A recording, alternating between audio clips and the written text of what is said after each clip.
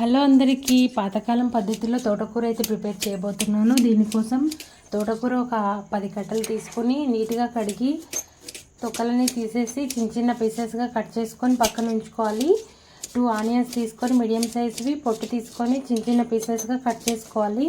తర్వాత తోటకూరని ఒక గిన్నెలో వాటర్ తీసుకొని దానిలో సాల్ట్ యాడ్ చేసుకొని నీట్గా 2 టైమ్స్ కడిగి ఒక జల్లి గిన్నెలో వేసి వాటర్ అంతా పోయే వరకు ఉంచాలి, ఒక 5 మినిట్స్. తర్వాత ఒక కడాయి తీసుకొని కడాయిలో ఈ కడిగిన తోటకూర అంతా కూడా యాడ్ చేసుకొని దానిలో ఎండుమిరపకాయలు ఒక 8-7 ఎండుమిరపకాయలు యాడ్ చేసుకొని నల్లగొట్టుకున్న వెల్లుల్లి రెబ్బలు ఒక 5-6 యాడ్ చేసుకొని పసుపు తగినంత యాడ్ చేసుకొని ఉప్పు కూడా తగినంత యాడ్ చేసుకొని 1/2 టీ స్పూన్ దాకా జీలకర్ర యాడ్ చేసుకొని మొత్తం అంతా కూడా కలుపుకొని తర్వాత ఆయిల్ ఒక 2 టేబుల్ స్పూన్స్ యాడ్ చేసుకొని సన్నగా తరిగిన ఆనియన్స్ యాడ్ చేసుకొని స్టవ్ వెలిగించుకొని ఈ కడాయిని స్టవ్ పైన పెట్టి మూత పెట్టి ఒక 10 నిమిషాలు మీడియం ఫ్లేమ్లో ఉడకనివ్వాలి.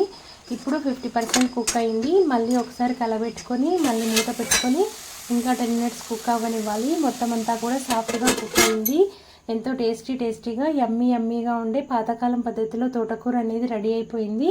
పుల్కాలోకి కానీ వేడివేడి చపాతీలోకి కానీ చాలా బాగుంటుంది. వీడియో కనుక మీరు ఫస్ట్ టైం చూస్తున్నట్టయితే లైక్ చేయండి, షేర్ చేయండి, సబ్స్క్రైబ్ చేసుకొని మన ఛానల్ని సపోర్ట్ చేయండి. అంతే వీడియో. బాయ్.